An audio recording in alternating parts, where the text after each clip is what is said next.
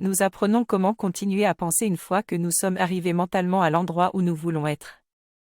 Nous sommes encouragés à imaginer ce que nous ferions ensuite, maintenant que nous sommes sur notre nouvel endroit virtuel.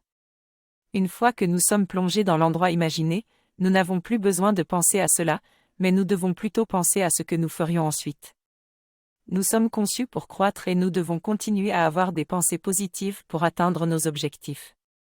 Dans cet article, on me parle de ma condition actuelle qui ne me plaît pas. Mais cela n'est rien pour moi en tant que créateur délibéré en puissance.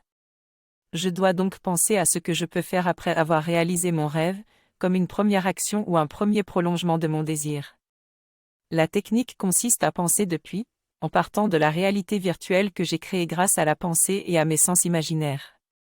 Une fois que j'ai imaginé cette première action, je peux passer à une deuxième instance de pensée, qui deviendra une nouvelle pensée depuis si je me concentre suffisamment sur les sensations physiques liées à cette pensée. En alternant ainsi la pensée depuis et la pensée à, je peux atteindre des sommets et réaliser mon rêve. L'imagination est sans limite et je peux l'utiliser où que je sois, dès que ma conscience est active.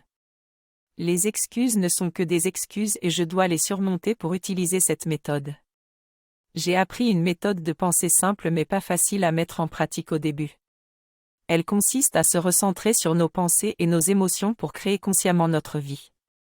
Cette méthode était naturelle chez les enfants mais nous avons été conditionnés à l'oublier par la société qui a des comportements antinaturels. Il est important de s'entraîner régulièrement pour y accéder à nouveau.